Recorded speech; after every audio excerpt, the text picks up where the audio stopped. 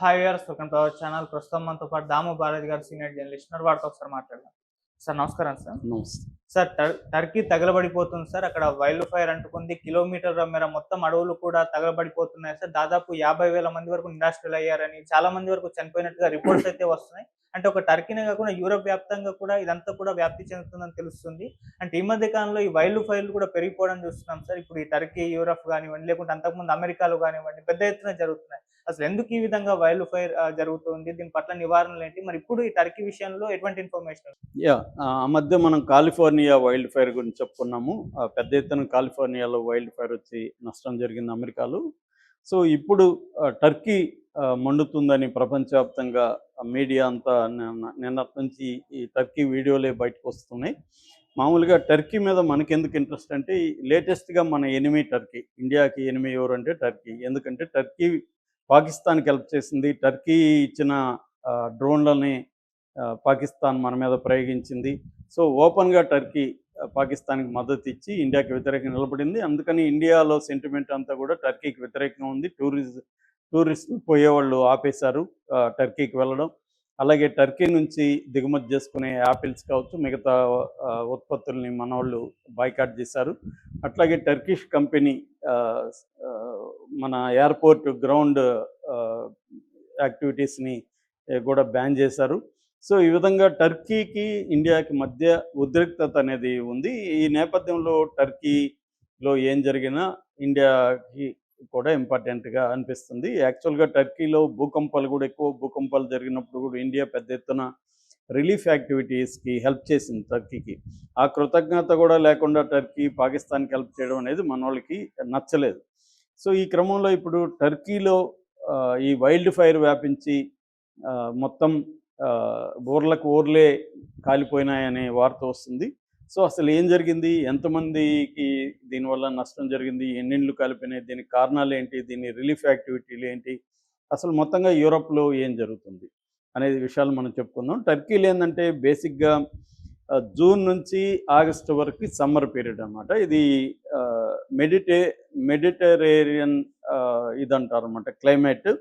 ఈ మెడిటేరియన్ క్లైమేట్లో hot dry season June నుంచి స్టార్ట్ అయ్యి ఆగస్ట్ వరకు ఉంటుంది అనమాట, ముఖ్యంగా టర్కీలో. ఇది హాట్ వేవ్స్ బాగా పెరిగింది. రెండవది డ్రైనెస్ కూడా బాగా పెరిగింది. అంటే వాటర్ సోర్సులు అవన్నీ కూడా ఎండిపోవడం మొదలైంది. ఈ గాలులు విపరీతమైన అంటే 40-50 కిలోమీటర్లు పర్ అవర్ గాలులు వీచడం, కొన్ని చోట్ల అయితే 117 కిలోమీటర్లు పర్ అవర్ గాలి కూడా వీచిందని చెప్తున్నారు. సో ఈ స్థాయిలో గాలులు వీచడం వల్ల ఈ ఫైర్ అనేది వేగంగా స్ప్రెడ్ అయిపోతుంది. మామూలుగా ఎవరో ఒక చోట సిగరెట్ పడేయడమో లేకపోతే అట్లాంటివి జరిగినప్పుడు ఎక్కువగా టూరిస్టులు వెళ్ళే ప్లేసుల్లోనే ఇవి జరిగాయి ఇప్పుడు. సో ఈ టూరిస్టులు ఎలా ఉంటారో మనకు తెలుసు.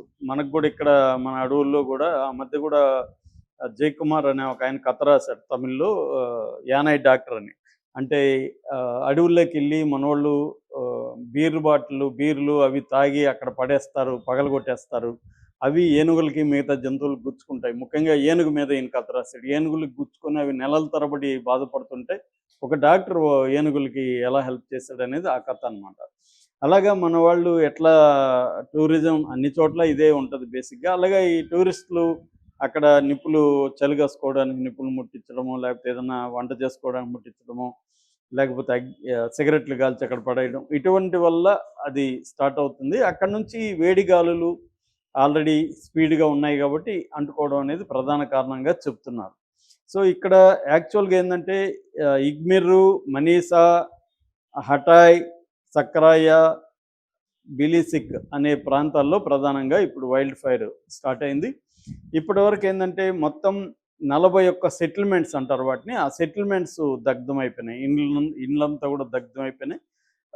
ఇందులో 50,000 మందిని నిరాశ్రయులు అయిపోయారని చెప్తున్నారు. 50,000 మందిని వేరే చోటికి తరలించారు. ముఖ్యంగా ఇప్పుడు స్కూళ్ళు కాలేజీలు లీవులు కాబట్టి ఆ హాస్టల్స్, ఆ స్కూళ్ళు కాలేజీలు డార్మెటరీస్ వాటిలో వీళ్ళని తీసుకెళ్ళి పెడుతున్నారు.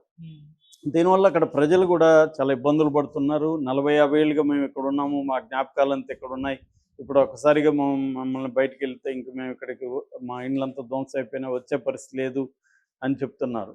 సో ఎందుకంటే వీళ్ళు అడవులకు దగ్గరగా ఈ సెటిల్మెంట్స్ ఉండడం వల్ల కూడా వీళ్ళ ఈ చెట్లు వరుసగా వీళ్ళ ఏరియాలో కూడా చెట్లు ఉంటున్నాయి. సో చెట్టు నుంచి చెట్టుకి వ్యాపించి వచ్చేస్తున్నాయి. దీనికి రిలీఫ్ యాక్టివిటీలు కూడా పెద్ద ఎత్తున టర్కీ ప్రభుత్వం చేస్తుంది. ఆల్రెడీ టర్కీకి సంబంధించి ఒక 10,000 మంది వరకు దీంట్లో పనిచేస్తున్నారు.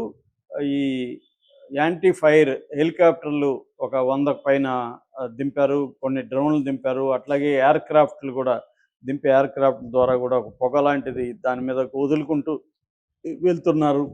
ఇలాగ రకరకాల పద్ధతులు ఆర్పడానికి ట్రై చేస్తున్నారు. లోకల్ ప్రజలు కూడా ఇమ్మీడియట్గా ఎక్కడికక్కడ బ్రేక్ చేయడానికి చెట్లని కొట్టేస్తున్నారు. కొట్టేస్తే చెట్టు నుంచి చెట్టుకి వ్యాపించకుండా ఉండడానికి అట్లా కొంతవరకు సేవ్ అయ్యారు. కానీ చాలామంది ముఖ్యంగా ముసలి వాళ్ళు గబగబా అని పరిగెత్తలేని వాళ్ళు చాలామంది చనిపోయారని చెప్తున్నారు. కానీ ఆ లెక్కలైతే కరెక్ట్గా లేదు. చాలామంది అయితే గాయపడ్డారని కూడా హాస్పిటల్లో కూడా తీసుకెళ్తున్నారు. సో ప్రధాన కారణం అయితే ఇక్కడ హీట్ వేవ్స్ పెరగడం, డ్రైనెస్ పెరగడం అనేది ప్రధాన కారణంగా ఇమ్మీడియట్ కారణంగా చెప్తున్నారు. యాక్చువల్గా ఏంటంటే గత 10 రోజుల నుంచి కూడా యూరప్ హీట్ వేవ్ మీద విపరీతమైన వీడియోలు వస్తున్నాయి.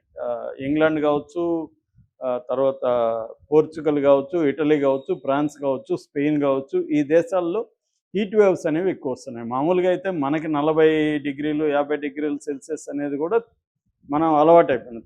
హైదరాబాద్లో కూడా మనకి 40 డిగ్రీలు అనేది వెరీ కామన్.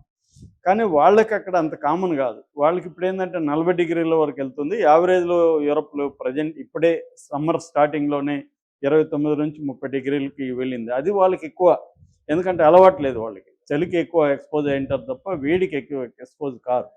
అందుకని వాళ్ళకి ఇబ్బందులు ఎక్కువ. మొన్న కూడా మా పాప కెనడా నుంచి వస్తే ఆమెకి తిరుపతిలో మొత్తం బొబ్బలు ఎక్కిపోయినాయి వేడి, దీని చర్మం అంతా. ఎందుకంటే ఇక సడన్గా అక్కడ నుంచి -డిగ్రీలో ఉంచి ఇక్కడ 35-40 లోపల వచ్చేసరికి సడన్గా దానికి అలవాటు పడడానికి టైం పడుతుంది. అలాగా వాళ్ళు అక్కడ ఇబ్బందులకు గురవుతున్నారు. దీనికి ప్రధాన కారణం అయితే ఇమ్మీడియట్ కారణం ఇప్పుడు ఎవరో ముట్టించారు, గాలి వచ్చింది, ఇవన్నీ చెప్తున్నాం. కానీ ప్రధాన కారణం క్లైమేట్ చేంజ్ అనేది సైంటిస్టులు చెప్తున్నారు. చెట్లను కొట్టేయడం, డిఫారెస్టేషన్ అనేది మనం కూడా చూసాము. ఆపరేషన్ కగారు ప్రధాన ఉద్దేశం ఏంటంటే మావోయిస్టులని అక్కడ నిర్మూలించాలి. మావోయిస్టులని నిర్మూలించడంలో వీళ్ళకేంటి లాభం అంటే అక్కడ ఇండస్ట్రీస్, అక్కడ మైన్స్ ఇవన్నీ కూడా పెద్ద ఎత్తున అదాని కావచ్చు, టాటా కావచ్చు, ఇలాంటి పెద్ద కంపెనీలు వెళ్ళి అక్కడ చేస్తున్నారు. దానికోసం లక్షల చెట్లు, 8 లక్షల చెట్లు కొట్టేయాలనేది టార్గెట్. ఇప్పటికి స్టార్ట్ అయింది. ఆల్రెడీ 1 లక్ష చెట్లని కొట్టేస్తున్నారు. ఇప్పుడు మన వీడియోలు కూడా చూడొచ్చు. అంటే ఒక ఏరియాలోనే 8 లక్షల చెట్లు కొట్టేస్తే మనం ఊహించుకోవచ్చు దానివల్ల వచ్చే ఎన్విరాన్మెంటల్ ప్రాబ్లమ్స్. అది ఎవరు పట్టించుకోవట్లేదు. అంటే అభివృద్ధి మోడల్ అనేది ఎలా ఉందంటే ఇంకా పెండాలి, ఇంకా ప్రకృతిలోంచి ఇంకా మ్యాక్సిమం పెండాలి అనేది మనందరికీ గ్రీడ్ పెరిగిపోయింది. మనం ఒక సెల్ ఫోన్తో ఎవరు సాటిస్ఫై అవ్వట్లేదు. ఒక ఫోన్ 10 ఏళ్ళు ఎవడు వాడట్లేదు, మళ్ళీ వాడాలి. సెల్ ఫోన్ వాడుతున్నాం అంటే సెల్ ఫోన్ చుట్టూ అనేక వ్యవహారాలు ఉంటాయి.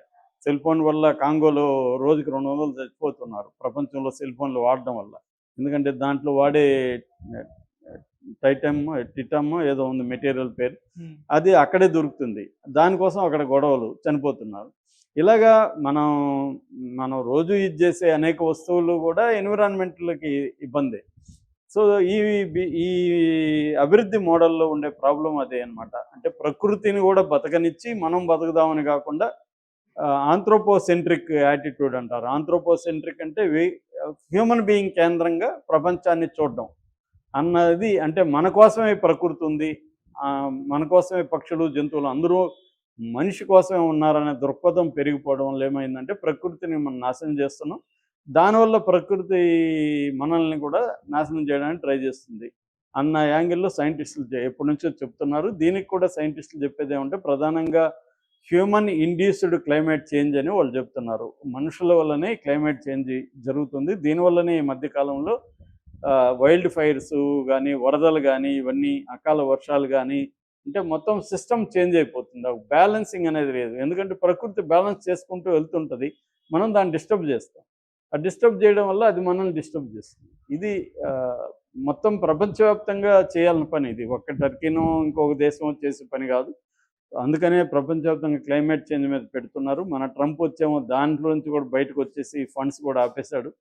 సో ప్రపంచం ఎలాగన్నా పోని అన్న రీతిలో అతను బిహేవ్ చేస్తున్నాడు. కాబట్టి ఇదేంటంటే టెంపరరీ రీజన్స్ ఒకటైతే, పర్మనెంట్ రీజన్ అయితే క్లైమేట్ చేంజ్ అనేది సైంటిస్టులు చెబుతున్నారు. Okay sir. Thank you so much.